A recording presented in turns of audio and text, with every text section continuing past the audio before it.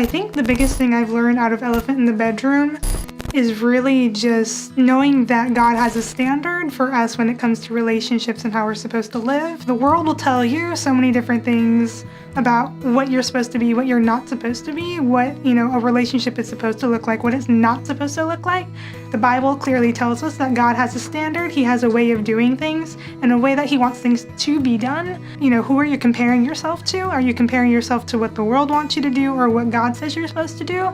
I think with Elephant in the Bedroom, just the entire series really kind of tells you what's God's expectation of you in relationships and, how are you supposed to handle that? Because I've been single for so long, I kind of been bitter about the way relationships are. Like, you see people like holding hands, wandering around, they're like, oh, we're in love. And you kind of look at that as a single person, you're like, knock it off, please. Just don't make me aware of the fact that I have been single for so long.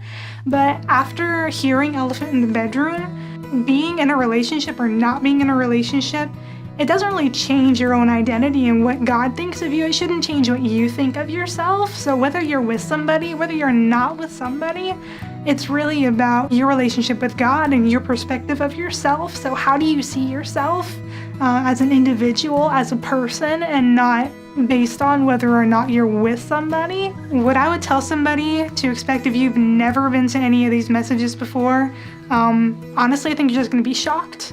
Because there aren't a lot of pastors or a lot of people that I know that go deep into some of these subjects like Pastor Gene does.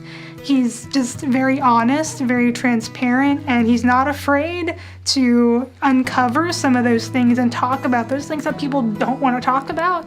And it's a lot of things that are considered taboo inside of the church, inside of Christian culture in general. But it's like, if you're not learning it in the church, if you're not learning it from a godly perspective and you're learning it from the rest of the world, from school, from your friends, from people at work, it's like, you want to get the truth. And this is the place to get the truth of God's word.